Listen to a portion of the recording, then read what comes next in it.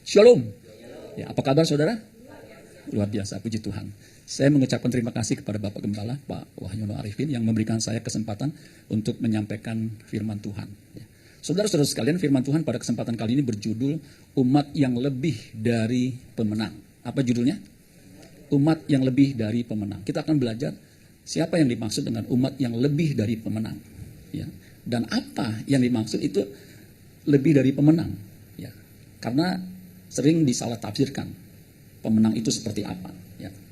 Nah, untuk itu kita buka Alkitab kita di dalam Roma pasal 8 ayat 37. Ya, Roma 8 ayat 37. Ya, satunya kelebihan saudara ya.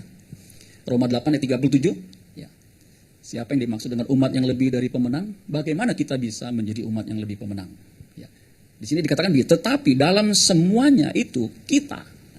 Ini tulisan Paulus, kita berarti termasuk saudara dan saya yang mendengar saat ini. Lebih dari pada orang-orang yang menang oleh Dia yang telah mengasihi kita. Nah, kalau saudara perhatikan, kita lebih daripada orang-orang yang menang oleh Dia.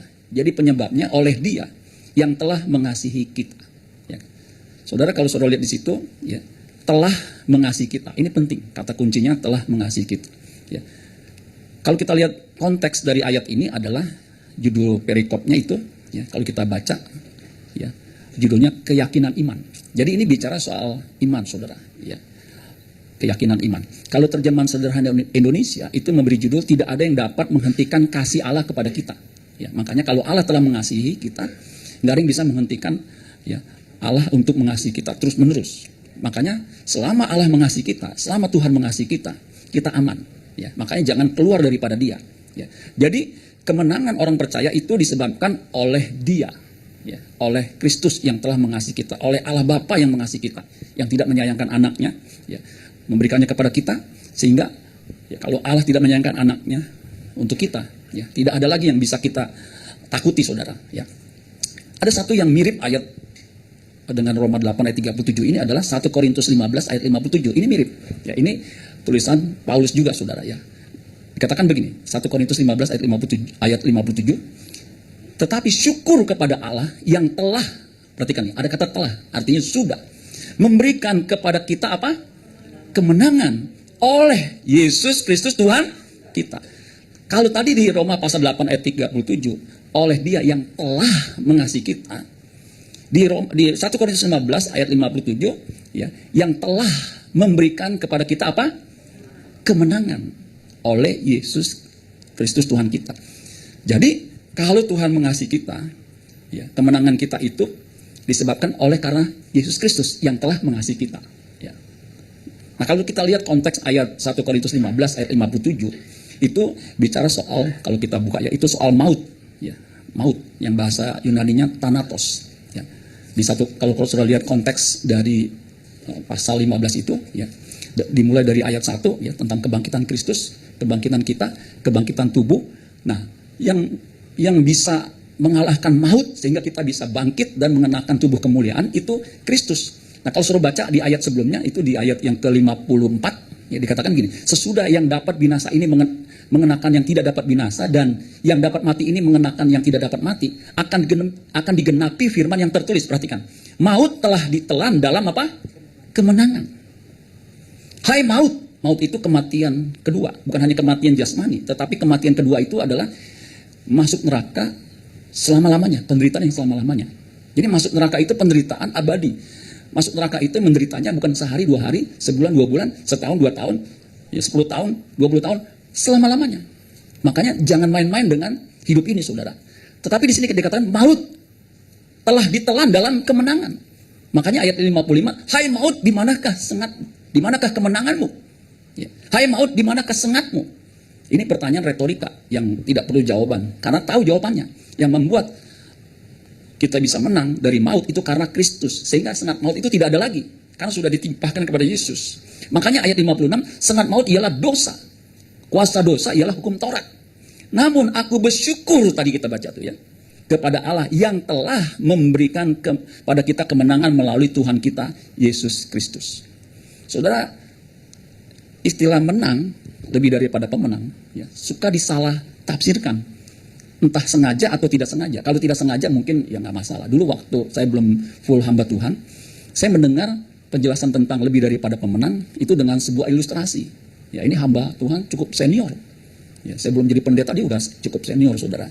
Dia bilang begini, lebih daripada pemenang itu adalah orang yang tidak bertanding, tetapi dia dapat kemenangan, dapat hadiah. Saya waktu itu saya cukup kritik, ya, cukup kritis dalam berpikir. Saya bilang kok begitu ya? Dia kasih ilustrasi. Ilustrasinya menurut saya make sense, karena juga saya praktekkan begitu. Jadi dia bilang begini, dia contohkan, ya, saya ini kan hamba Tuhan pelayanan.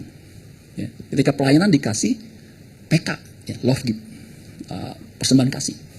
Ketika saya bawa pulang, ya, persembahan itu saya berikan semuanya kepada istri saya. Nah, istri saya itu lebih daripada pemenang. Jemaat tepuk tangan. Saya masih mikir, enak banget ya bininya ya. Ya, dia, saudara kalau khotbah itu tempat, aduh nggak mudah saudara ya. Kemarin kan kita penguburan. Waktu penguburan ya itu, aduh saya bilang saya di atas bukit begitu.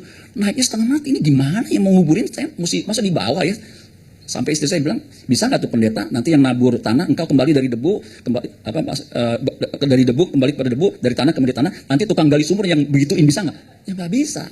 Nggak mudah saudara sekalian. Ya. Kalau apalagi pelayan di gang sempit, itu luar biasa susah. Nah dia bilang, istri saya itu lebih daripada pemenang. Amin. Oh, tepuk tangan semua saudara sekalian.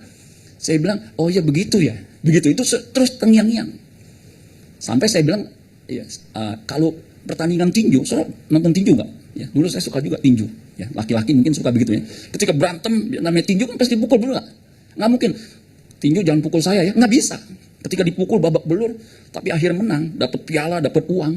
Kemudian uang itu dikasih istri. Nah istri itu lebih daripada pemenang, nggak babak belur tapi dapat duit. Ya. Ketika saya mendalami ayat ini, kayaknya nggak begitu, karena nurani saya masih bekerja gitu ya. Apa begitu ya? Ya. Saudara yang udah mulai ngerti, tahu ya. Gitu. Itu saya nggak lupa sebab apa? Saya pikirin begitu. Nah saya pernah disuruh khotbah, ini long time ago. Saya nggak pakai ilustrasi itu karena nggak sesuai dengan pemahaman saya. Ya, saya udah mulai paham. Ya. Kalau kita lihat konteks dari ayat ini, saudara sekalian, yang dimaksud lebih daripada pemenang, itu kan keyakinan iman. Jadi pada waktu itu jemaat mula-mula itu menghadapi tekanan dari kekuasaan pemerintah Romawi. Nah, saudara tahu kan, pada saat itu tuh penderitaan luar biasa. Ya kalau menyangkal Yesus, ya nanti dibebaskan. Tapi kalau mau pegang teguh kepada Yesus, imannya percaya, ya itu akan mengalami aniaya luar biasa. Ya, karena kata Kristen itu sebenarnya awalnya untuk penghinaan. Ini nih Kristen nih, dari kata Kristianos, seperti Yesus begitu. Jadi tekanannya luar biasa. Dan kaisar pada waktu itu, pada umumnya itu kejam. Kecuali pada abad yang keempat, abad keempat 325 itu Kaisar Konstantin itu jadi Kristen. Ya. Tapi sebelumnya itu kan kejamnya luar biasa. Ada kaisar, saudara pasti nggak pernah lupa, 4 huruf. Siapa namanya? Nero. Dan saya yakin di sini nggak ada yang memberi nama anaknya Nero, nggak ada. Ya, sampai saya bercanda, ada yang kalau dibaptis kasih nama Nero, nggak ada pasti. Ya, karena Nero itu kejamnya luar biasa, ya luar biasa. Dia memerintah tahun 54 sampai 68. Jadi itu masih Kristen awal-awal, saudara. Nero ini menurut saya sih psikopat, ya, agak gila ya. 3 istrinya tuh dia bunuh, karena demi dia jatuh cinta sama pemuda. Berarti kan dia hombreng, betul nggak? Bayangin, so bisa bayangin nggak ya? Jatuh cinta sama pemuda, istrinya dia bunuh. Bahkan istrinya lagi hamil, itu dia pukul. Sampai mati, saudara sekalian. Bahkan ibundanya, ibu surinya, ya, namanya Agrippina kalau nggak salah ya, itu juga haus kekuasaan. Dia bunuh. Padahal tuh ibunya yang membawa dia kepada tahta. Tetapi karena dia takut tahtanya keancam, itu dia bunuh. Ini kan luar biasa. Katanya konon dia ingin bangun satu kota yang megah, tapi gimana caranya? Nggak ada lahan. Lahannya sudah terbatas. Dia mau bakar, gimana caranya? Dia fitnah orang Kristen yang membakar. Dia bakar kota Roma supaya dia bangun kembali. Ini kaisar yang luar biasa, kejam, saudara sekalian. Jadi secara pemerintahan, kekuasaan, uang, money, politik, itu orang Kristen nggak akan menang. Di atas kertas nggak akan menang. Ibarat nih saya ini lawan Mike Tyson, walaupun seumur, biar saya latihan push up bisa 200 kali. Bahkan saya bisa push up pakai 3 jari begini. Lawan Mike Tyson sampai botak bekutil, jidat berjengger, saya nggak bakal menang. Sebab apa? Sekali saya kena pukul, ini rahang saya. ini bukannya patah nih, ya, mungkin melintir begitu saudara. Ya. Jadi di atas kata saya nggak mungkin menang. Bagaimana bisa menang? Nah itu yang menyebabkan apa? Nah jemaat mula-mula ini kenapa bisa menang? Itu oleh dia. Sehingga meskipun ada tekanan harus menyangkal, tidak menyangkal. Itu yang disebut lebih daripada pemenang. Amin. Jadi bukan karena nggak bertanding kemudian bisa menang. Karena ada kata oleh dia. Jadi oleh itu melalui. Ya. Jadi bukan karena hanya usahanya sendiri. Tetapi harus bertanding, ngalamin. Jadi umat pemenang itu dia ngalamin pada masa aniaya itu. Ya. Kurang lebih begitu saudara sekalian. Nah kita masuk ke slide berikutnya. Ada satu ayat, ya, menurut saya Paulus ini adalah orang yang lebih daripada pemenang. Dia menghadapi penderitaan, kesulitan yang luar biasa. Ya. Tapi dia tetap beriman, bahkan tetap menjadi hamba Tuhan. Mungkin hamba Tuhan yang menderita begitu banyak, ya ini Paulus. Ya saya sih jauh saudara sekalian ya. Penderitaan saya nggak seberapa ya, begitu. Penderitaan saya salah satunya, ya nanti kalau hari nonton tuh jemaat saya, itu kalau ikut penguburan, saudara ya, itu ngebut begitu seterusnya. Aduh, saya pernah penguburan pendetanya yang mau nguburin ketinggalan. Wah, saudara ketawa kan? Saya sampai bingung, ketinggalan gimana nyarinya begitu. Itu lawan arah dia hantam begitu saudara sekalian. Sampai saya bilang, ini bisa gua yang dikubur kalau begini nih. Begitu saudara. Wah itu penderitaan luar biasa. Jadi kaki saya kayak ngerem gitu. Gitu ya. Tapi kan nggak bisa. Yang mengendalikan ya orang lain saudara. Ya. Tapi Paulus luar biasa. Tapi di sini di Galatia 2 ayat 19 dikatakan begini. Sebab aku telah mati oleh hukum Taurat untuk hukum Taurat. Supaya aku hidup untuk Allah. Aku telah disalibkan dengan Kristus. Nah for your information. Paulus ini kalau bicara soal hukum Taurat. Dia sudah lakukan sedetil-detilnya. Hukum Taurat kan ada 10. Ya ada 10. Tapi dia lakukan ketika dijabarkan oleh ahli-ahli Taurat itu 613. Dia jalani sepenuhnya. Makanya dia tulis. Kalau hal melakukan hukum Taurat, aku tidak bercacat. Aku sempurna. Jadi betul-betul dia lakukan. Namun perhatikan. Aku hidup tetapi bukan lagi aku sendiri yang hidup. Melainkan apa? Kristus yang hidup dalam aku. Dan hidupku yang kuhidupi sekarang di dalam daging. Nih, saya kan masih hidup dalam tubuh nih. Ya. Kemudian dikatakan apa? Hidup dalam daging adalah hidup oleh iman dalam anak Allah. Yang telah, perhatikan. Yang telah mengasihi aku dan menyerahkan dirinya untuk aku. Jadi kemenangan Paulus bisa menjadi hamba Tuhan sampai akhir. Ketika darahnya tercurah, dia berkata, ya, masa hidupku akan berakhir. Tersedia bagiku mahkota kebenaran. Jadi dia bisa sampai finish itu karena Tuhan Yesus mengasihi dia. Yang menyerahkan dirinya. Sehingga dia bisa disebut sebagai umat pemenang. Bahkan lebih daripada pemenang. Nah terjemahan firman Allah yang hidup mengatakan begini. Ini firman Allah yang hidup. Saudara bisa, kalau di Alkitab itu ada beberapa terjemahan pilih. Salah satunya nih firman Allah yang hidup. Itu memudahkan kita untuk memahaminya.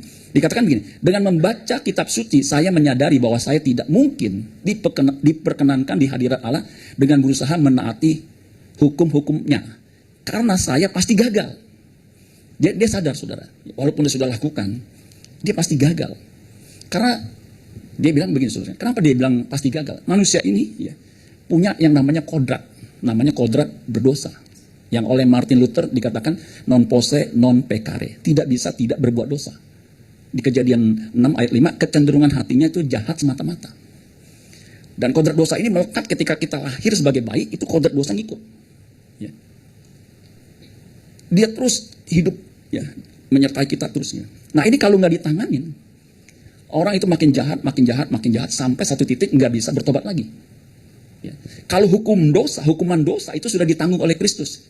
Sehingga ya, semua orang bisa dimungkinkan hidup kekal. Kalau Yesus tidak mati di kayu salib, semua orang berdosa. Semua orang hilang kemuliaan Allah. Karena keturunan Adam, satu orang berdosa, semua keturunan berdosa. Ya. Tapi karena Kristus, ya, maka semua bisa diselamatkan. Makanya upah dosa adalah maut. Tetapi karunia Allah ialah hidup kekal di dalam Kristus Yesus. Ya. Jadi kalau ketika kita percaya kepada Dia, ya kita diberikan potensi bisa hidup kekal. Tetapi kodrat dosa dalam diri kita ini perjuangan kita.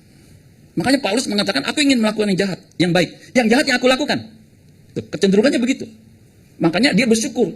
Siapa yang bisa mengatasi, yang bisa memberikan saya kemenangan untuk mengatasi kodrat ini? Yesus Kristus. Amin saudara sekalian.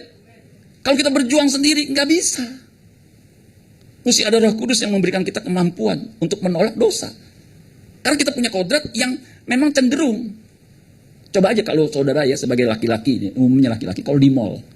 Itu kan pikiran kita kan nggak bisa ya kita batasi ya, ketika jalan ya, ada di mall mungkin ada wanita pakai rok mini ya, saya suka mengilustrasikan ini karena memang kenyataan ya. Saya suka ke mall karena istri saya suka ke mall, makanya lagu favoritnya mall mall mall, I want mall gitu. Sampai saya bilang, aduh saya nggak suka ke mall sebab apa? Aduh, kadang-kadang bukan soal uangnya ya, dia sih nggak raja belanja ya saudara sekalian, nggak suka belanja, cuma lihat-lihat doang gitu, window shopping, udah ini ya udah begitu, saya aman ya. Jadi kalau ke mall saya lepasin aja ya. Ada kan orang takut, istri pegangin terus, sebab apa? Ini kalau lepas nih, dia belanja, kartu kredit saya habis. Kalau saya nggak begitu khawatir soal itu ya. Nah di mall itu saudara sekalian, itu kita nggak bisa melarang, jangan dong kalau di mall ya, laki-laki kan lemah di mata, jangan pakai celana gemes, rok mini, jangan, kan nggak bisa. Kalau laki-laki kan ada yang bening-bening, tinggi, putih, bersih, dilihat dosa, nggak dilihat sayang. Begini, gimana itu saudara? Nah, itu perjuangannya. Kalau wanita kan bukan soal mata, dia lihat pria ya pakai celana pendek, dia nggak masalah. Apalagi pakai rok mini, pria rok mini bagi dia nggak ada masalah, gitu ya. Cuma dibilang gila aja ya. Nah itu, waktu saya teliti Roma pasal 7 itu, apakah Paulus ini sebelum dia menerima Yesus sehingga perjuangannya seperti itu? Ternyata enggak. Ketika dia jadi rasul pun, ditunjuk jadi orang pilihan, sama perjuangannya. Pendeta juga sama, karena pendeta juga manusia, punya perasaan dan punya hati. Jangan disamakan dengan pisau belati. Sama perjuangannya. Jemaat bisa jatuh dalam dosa nggak? Bisa. Pendeta bisa nggak? Lebih semangat saudara ya. Bisa, potensi lebih tinggi. Nah itu saudara. Jadi Paulus berjuang saudara sekalian untuk mengatasi kodrat dosa itu. Nah dia bilang begini, dengan membaca kitab suci, saya menyadari ya, saya tidak akan mungkin berkenan di hadirat Allah. Ya, mana tadi? Di hadirat Allah dengan berusaha menaati hukum-hukumnya. Karena saya pasti gagal. Saya sadar bahwa Allah menerima kita melalui iman kepada Kristus. Jadi iman kepada Kristus ini inti kekristenan. Makanya kekristenan tanpa Yesus sebagai Tuhan dan Juru Selamat itu nothing. Amin saudara sekalian. Ayat 20. Saya sudah disalibkan bersama dengan Kristus. Dan yang hidup bukan aku lagi, bukan lagi saya, melainkan Kristus yang hidup di dalam saya.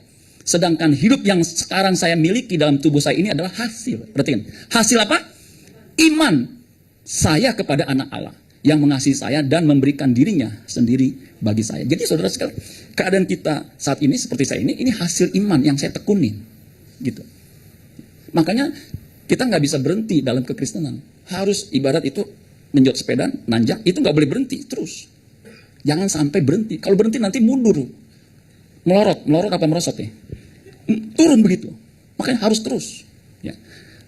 Nah kata menang, baik di Roma 8 ayat 37 maupun 1 Korintus 15 ayat 57, itu sebenarnya ada hasil. Ya, itu dari kata Yunani nikonti. Nikonti itu kata dasarnya nikao. Ya, nikao. Itu menjadi kata sifat nike. Ya, kalau sudah dengar kata Nike, ya kalau bahasa Inggris bacanya Nike. Ya, itu merek sepatu. Ya, merek sepatu. Jadi diharapkan kalau pakai merek sepatu ini, kalau lari pasti menang. Begitu saudara. Itu filosofinya begitu. Makanya brand-brand itu kenapa bisa memikirkan seperti itu? Ya, karena memang dia tahu filosofi itu penting buat sebuah merek. Jadi Nike artinya hasil, menang. Ya. Bahasa Inggrisnya to conquer. To conquer, tahu ya? Kantong kering saudara ya. Ya. Be victorious itu sinonim. Menjadi menang, victory, ya. Kemudian overcome, ya, overcome sama tuh, mengatasi, ya. Kemudian subdue, menundukkan, ya. Prevail itu sama saudara, sinonim. Itu kata menang dari kata nikao. Nah, lebih daripada pemenang itu ternyata comparative degree, komparasi, perbandingan. Ya, misalnya kayak saya tingginya 168, Pak Wahyono itu tingginya 180. Jadi Pak Wahyono lebih tinggi dari Bapak Pendeta Simon Cecep Suparman. Nah itu saudara. Jadi itu komparasi, sama ini. Menang lebih daripada pemenang. Ya. Karena dari bahasa Yunaninya hupernikao. Huper itu dari kata hyper, hype. Ya. Bahasa Inggrisnya hype. Ya. Artinya lebih, more. Ya. Itu kata kerja, ya. Present, indikatif, aktif. Jadi dia kata kerja, hasil.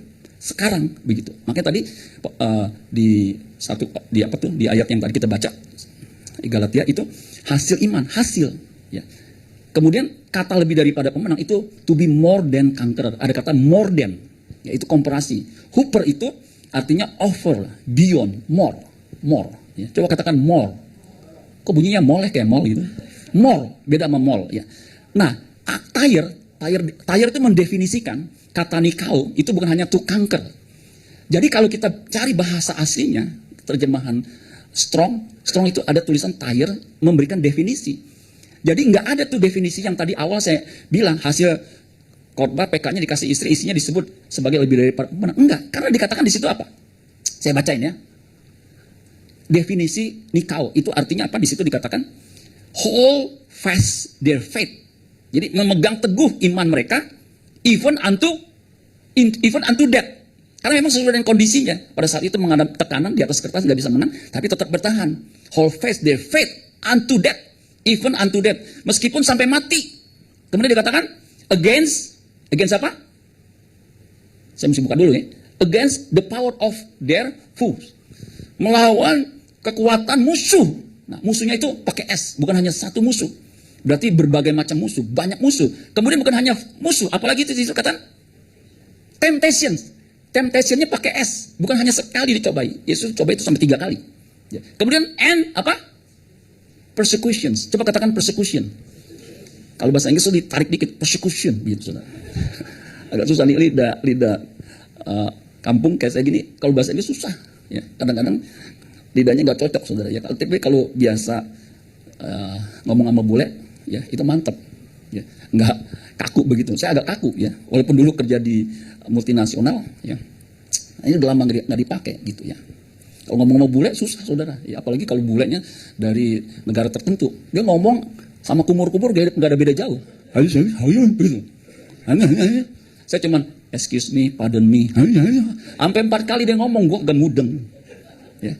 Sampai saya bilang, I don't understand sir. Begitu saja diulangin. Orang pelanin kayak, ya begitu saudara sekalian. Sampai akhirnya dia bilang, ya I don't understand you. Dia bilang nih, karena saya jelasin juga dia kagak mudeng begitu ya. I don't understand you sir. Dia bilang, yeah, but I trust you. That's why I sign it. Dia tanda tangan juga saudara sekalian. Ya karena dia percaya muka saya, wah muka pendeta nih. Waktu saya belum pendeta saudara sekalian. I sign it. Saya ingat tuh ya. Nah itu begitu saudara. Jadi menurut Tyre nggak ada tuh definisi bicara soal hadiahnya didapat karena dia nggak bertanding, orang lain yang bertanding. Bahkan yang lebih celaka, karena Yesus yang sudah menang, kita nggak usah berperang. Kenapa? Biar Allah berperang ganti kita. Jadi biar Tuhan yang berperang, kita nggak usah berperang. Kita mau ongkang-ongkang kaki aja seperti istri ongkang kaki. Ya, ketika suaminya pulang, mana uangnya? Udah pelayanannya mana? Waduh, nggak begitu. Untuk istri saya nggak begitu seluruh sekalinya. Ya. Dia selalu menyertai saya.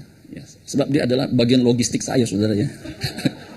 Saya pernah di Sukabumi, ya, habis pelayanan jam pertama, tiba-tiba saya keringet dingin. Ya, dia perhatiin kenapa nih keringet dingin. Saya kan memang nggak tahan panas ya, maunya yang dingin gitu. Tapi ini kok buntok-buntok begitu ya. Diajak makan sama gembalanya. Pas diajak makan saya udah nafsu makan, saya mau pingsan mau gitu ya. Nggak taunya itu gula saya turun sampai bawah. Untung dia cekatan, cari yang manis-manis supaya naik gulanya. Betul loh. Teh gula itu waktu saya anget-anget saya minum, wah seger lagi mata saya. Makanya saya bisa khotbah lagi tuh berikutnya saudara sekalian. Ya. Nah ini penting. Bayangin kalau nggak ada yang ini yang saya gitu ya, nggak ada yang nemenin Pak gembalanya kan nggak ngerti segala macam ya, mati di tempat. Ya, kesian saudara sekalian. Karena kalau gulanya sangat rendah, itu kemungkinan meninggalnya begitu. Makanya nggak heran orang yang sakit gula itu malamnya dia nggak kemana-mana, paginya udah innalillahi saudara. Ya. Jadi saya butuh istri saya tergantung sama dia. Kalau nggak ada dia saya nggak bisa apa-apa. Nah komparasi itu kecil segini, bigger. Nah itu komparasi, coba lihat di situ ya. Kalau saudara lihat menang, nikau, huper nikau itu lebih besar saudara sekalian. Ya begitu. Ya. Nah saudara, lebih daripada pemenang, ya more than conqueror itu adalah hasil oleh Dia yang memberikan kemenangan, yang telah mengasihi kita. Tadi lagunya nggak janjian saudara ya, itu cocok. Ya. Yesus pegang, apa tadi? Yesus memegang tangan kananku ya. Kalau Yesus nggak memegang tangan kita nggak akan mendapatkan kemenangan. Karena kita ini lemah. Di luar aku, kamu tidak dapat berbuat apa-apa. Kata Dia, oleh itu bisa dari kata Dia itu bisa juga diterjemahkan, diartikan itu di dalam. Jadi melalui through bisa juga di dalam. Jadi kalau kita nggak melalui Dia, kita nggak bisa. Di luar aku, kamu tidak dapat berbuat apa-apa. Seperti ranting, ketika lepas dari pokoknya, dia akan menjadi kering. Kemudian dibakar, habis. Makanya jangan sampai kita lepas dari Tuhan. Amin, saudara sekalian. Sesusah apapun, kesulitan apapun, kita harus melekat sama Tuhan. Tadi ada bagus tuh acaranya, intim dengan Tuhan. Itu kata kuncinya, saudara sekalian. Kesulitan mah memang nggak diundang juga akan datang. Masalah juga nggak diundang akan datang. Saya baru besuk waktu berapa bulan lalu ya. Kan besuk pasti sehat dong. Jalan, ya, besuk. Ketika pulang, kan jalan tuh deket dari gereja jemaat kami kan biasanya deket situ ya. Saya nggak ngeh. Istri saya jalan jatuh. Pas di belakang saya, jadi karena sempit, jatuh, bruk begitu. Kemudian saya angkat kan.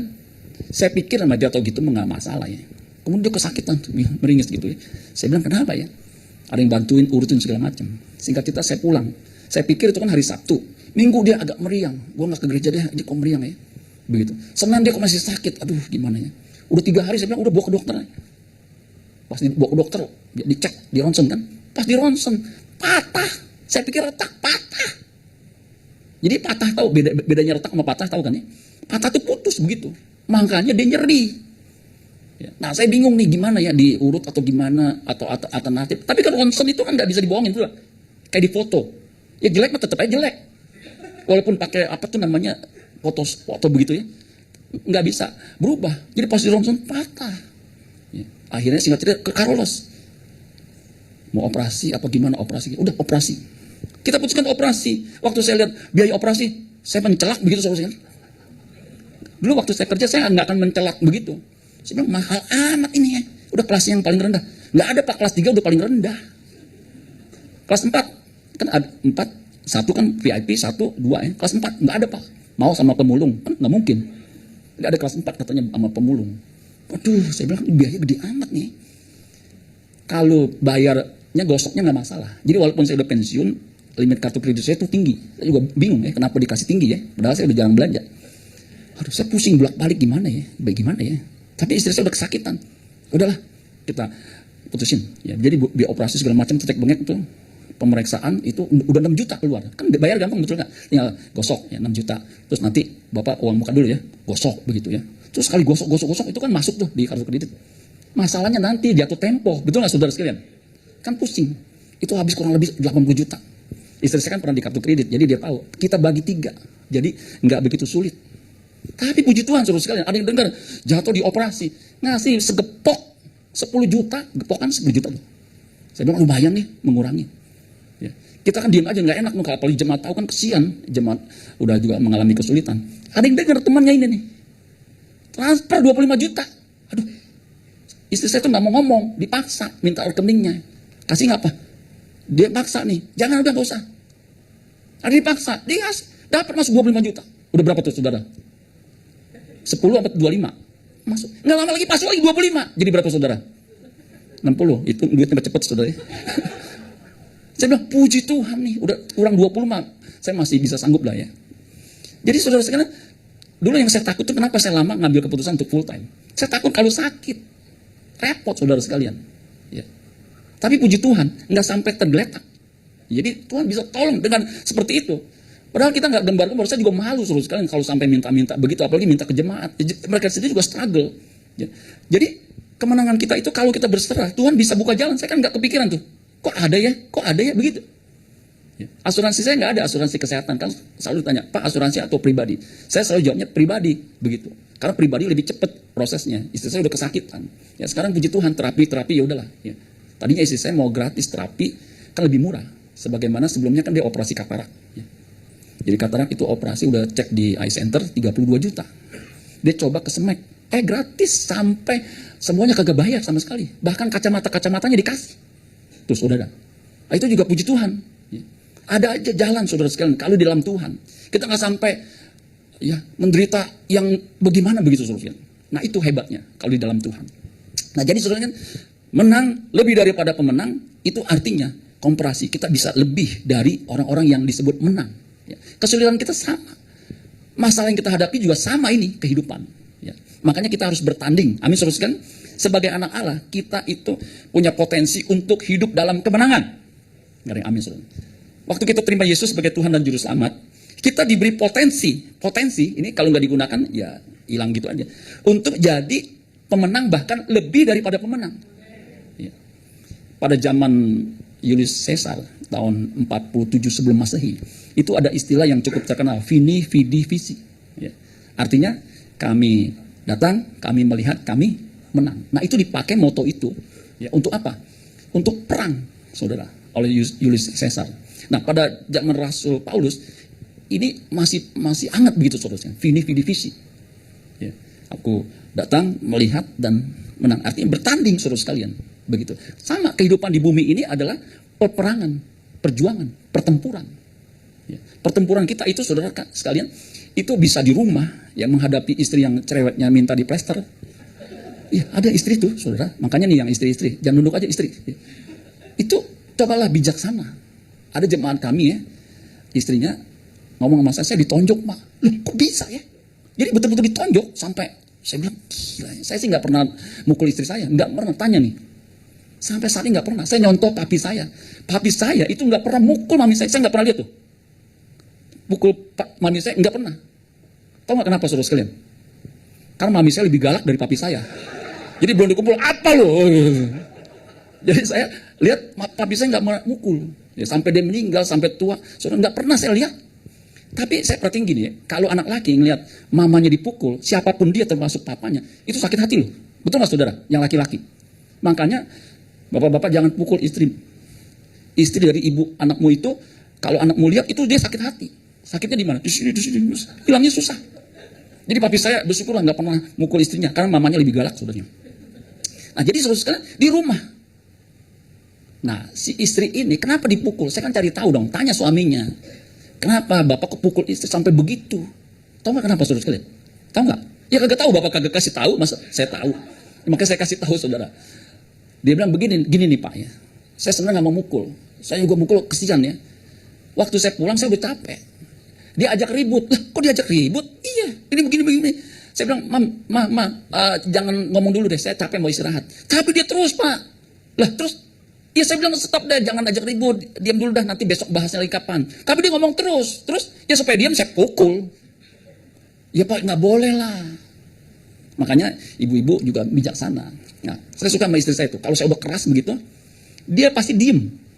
Ya, dia diem. Kalau saya bilang, nggak bisa. Saya kan udah biasa begitu ya, nggak bisa. Dia udah diem. Dia nggak kasih debat. Kalau debat saya pasti menang lah, pakai argumentasi. Dia udah diem. Tapi akhirnya dia pelan-pelan, dia gocek saya sehingga dia mengikuti apa yang dia inginkan. Nah itu lihainya dia saudara sekalian. Sampai saya bilang, kok jadi dia yang, oh gitu ya. Nah ini ibu-ibu ya, mesti lihai. Jangan suami lagi tensi tinggi, ditinggiin terus. Either saudara dipukul atau dia mati. Pembuluh darahnya pecah. Jadi jangan, dia capek udah biarin aja, full aja dulu. Pak ini makan ini segala macam. Full. Ya, nanti kalau udah adem, udah gampang. Pak ini begini, oh iya. Pak transfer ini, oh iya. Tuh gitu saudara. Jadi lebih daripada pemenang juga perlu hikmat. Jangan lagi tensi naik, di kantor dimarahin bos. Nah betulan, dia kan deket sama saya suka pakai buat bawa kendaraan saya. Saya Pak kalau di kantor, itu bos saya kalau saya salah sedikit, itu digoblok. Bego, pokoknya kata-kata yang senada dengan bodoh itu segala macam itu keluar, bahkan binatang. Kok bisa begitu Pak? Iya, saya salah belok nih, dia kan supirnya. Dia langsung maki-maki begitu. Kenapa nggak bilang aja belok kanan dong, jangan belok kiri, begitu. Isi bensin, waktu saya tanya berapa liter, lu kan sopir tahu sendiri, begitu saudara. Jadi setiap kali satu hari itu bisa satu lusin kata itu. Jadi saya kadang-kadang aduh gitu. Lu tahan aja Pak, nyari kerjaan kan susah. Saya mana tahan Pak setiap hari kata-kata gitu. Begitu pas pulang macet lagi. Pas pulang sampai rumah istri ngajak ribut. Wah itu kan tensinya udah 190, tinggal meledak doang saudara. Ya jadi perjuangan kita juga di dalam rumah tangga. Nah kita harus bisa mengkupnya, mengatasinya. Di gereja. Jangan pikir gereja itu bukan arena pertempuran, peperangan. Saya ngalami nih. Sampai istri saya tahu tuh. Tensi saya sampai naik saudara. Sampai saya nggak bisa tidur nih. Saya bilang kok bisa begini ya. Kalau di kantor saya bisa tahan. Ya, saya kerja sampai jam 2, segala macam saya bisa tahan. Tahu kenapa saya bisa tahan? Karena saya dapat bonus nantinya, saudara. Bonusnya gede. Kalau di gereja kan udah kayak begini, turun tinggal 5%, kok begini? Untuk istri saya, sabar Pak. Saya bisa bertahan itu karena apa? Di dalam Tuhan. Jadi jangan pikir di gereja mah enak-enak aja, apalagi pendeta. Itu selalu disalahin.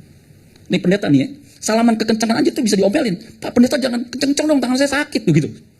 Kalau pelan begitu, pendeta gelian amat sih salaman, takut begitu. Ya. Kalau pendeta nggak khotbah, Jadi di gereja terus gitu, pendeta gue mah kagak laku. Ya, makanya di dalam terus. Giliran pendetanya khotbah dikeliling begitu, nih pendeta ngejar setoran. Iya, itu begitu, ngejar setoran.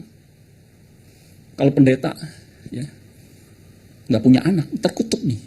Nih pendeta nggak punya anak, terkutuk nih. Kalau pendeta anaknya 9, pendeta kurang kerjaan bikin anak mulu. Jadi susah. Makanya waktu saya masuk, saya mesti tebelin nih, tinggal jangan mudah peka begitu. Kalau orang ngomong udah biarin aja ya. Kalau enggak, ya usus juga mesti panjang. Itu bisa bahaya saudara sekalian. Bengek. Ya. Kalau di kantor, saya kerja. Tadi Pak Bobi itu temannya, adiknya Pak Yongki itu tahu tuh kerja saya gimana tuh. Itu di kantor saya bisa tahan. Jam 2 pagi itu masih fresh begitu. Kemudian pagi saya datang lagi. Nah pasti tahu dia tuh.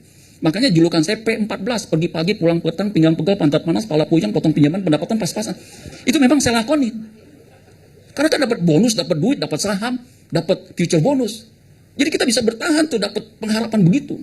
Jadi kalau mulai bulan Desember dapatkan ya, tunjangan hari raya. Kemudian nanti bulan mendekati April dapat bonus. Kemudian dapat ini saham. Waduh, kalau saham kita uangin, gede saudara sekalian. Jadi itu membuat kita bertahan. Nah dalam kekristenan kan nggak begitu. Di gereja udah begini, udah jemaat nyalain kita mulu. Ya. Kalau kita nggak besuk, dia ngomel. Kita besuk sering-sering amat kayak nggak punya kerjaan aja, begitu seterusnya. Jadi mau ngomong kita mesti bertahan. Itu pergumulan kita di marketplace. Di marketplace kalau yang biasa kerja tahu saudara sekalian harus nyogok begitu. Untung saya kerja di institusi nggak boleh nyogok. Bahkan memberikan benda apapun mesti di-declare, isi form. Jadi pernah ada yang ngasih pulpen ini, ya harganya jutaan, mereknya suruh tahu ya. Itu mesti declare nanti kena suap begitu saudara. Nggak boleh nyuap, nggak boleh disuap. Nah, kalau nggak seperti itu, saudara kan sulit. Kita nggak nyuap, kita nggak dapat proyek, nggak bisa ikut tender. Kita nyuap nanti kena KPK. Gimana tuh saudara sekalian? Sulit. Mesti tanya Tuhan gimana nih? Yang pasti nggak boleh suap. Amin saudara sekalian. Nah, di marketplace itu sulit ininya, lika-likunya. Ya. Kemudian di mana lagi? Di sosmed ini yang paling bahaya nih. Nih di sosmed ini nih. Saya lebih banyak pakai ini untuk nyiapin khotbah karena lebih gampang begitu. Kalau di internet, di komputer, di laptop tinggal rapi-rapin aja. Ini bahaya nih. Sosmedisme ini bahaya. Ya. Bisa mempengaruhi kita. Ya. Narkoba masih oke, tapi narkoba ya, yang melalui ini nih pornografi itu bahaya. Kerusakan otaknya itu lebih bahaya. Jadi mesti berjuang. Amin saudara sekalian. Nggak mudah. Makanya kalau saudara masuk dalam pertempuran dan saudara menang, ketika meninggal, kita dapat sertifikat seperti Yesus, inilah anakku yang kukasih kepadanya aku berkenan, engkau hambaku yang baik, mari masuk menikmati kesukaan surga. Itu lebih daripada pemenang. Makanya saya pesan kepada jemaat kami ya, meskipun susah, itu tetap bertahan. Sebab apa? Di dunia ini susah sementara. Ada rumahnya kecil sekali saudara sekalian. Sampai saya bilang, waduh, begitu ya. Ada lagi rumahnya 14 orang tinggal. Kemudian WC-nya cuma 1, saudara. Saya bilang nih kalau pagi pada kerja gimana? Ya ngantri Pak. Sampai saya bilang, ini kalau ada yang buang air besar nanti, nunggunya gimana? Ya diketok-ketok Pak. Saya bilang, bagaimana bisa survive? Tapi mereka bisa survive tuh. Apalagi yang rumahnya, aduh, saya bilang, gimana ya?